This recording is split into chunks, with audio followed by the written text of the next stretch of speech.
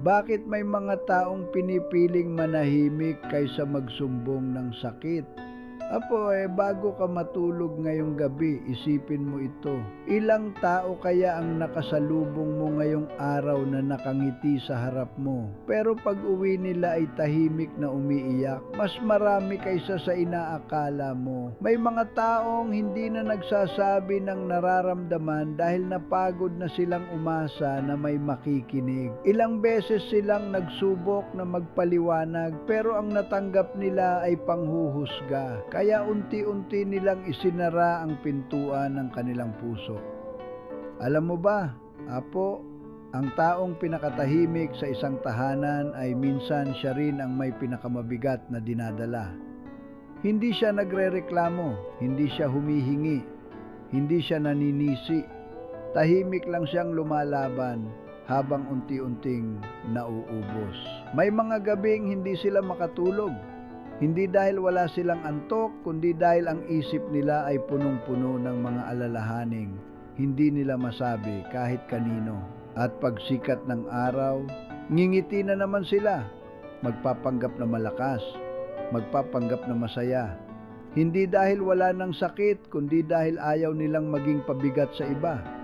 Apo, kung may taong biglang nanahimik, huwag mong isipin na wala na siyang pakialam.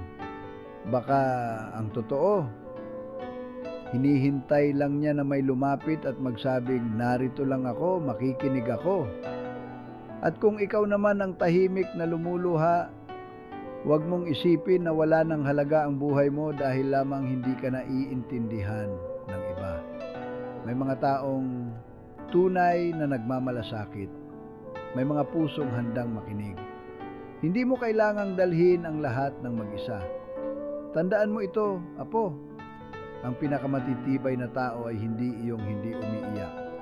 Sila ang mga taong umiiyak ng palihim.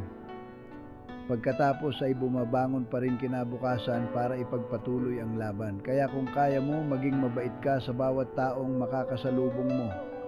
Hindi mo alam kung ilang gabi na pala silang tahimik na umiiyak. At baka ang isang simpleng pag-unawa, isang taos-pusong pakikinig o isang yakap ang dahilan para hindi sila tuluyang mawalan ng pag-asa. Baon mong aral, Apo, hindi lahat ng tahimik ay walang nararamdaman. Minsan ang pinakamasakit na sigaw ay yaong hindi lumalabas sa bibig, kundi nananatiling nakakulong sa puso. Kaya habang may panahon, makinig, magmahal at magpakita ng malasakit. Baka iyon ang liwanag na matagal nang hinihintay ng isang taong tahimik na nasasaktan. Ako si Lolo Rubin, nag-iiwan ng munting paalala na ang kabutihan at pakikinig ay maaaring makapagligtas ng pusong unti-unti nang sumusuko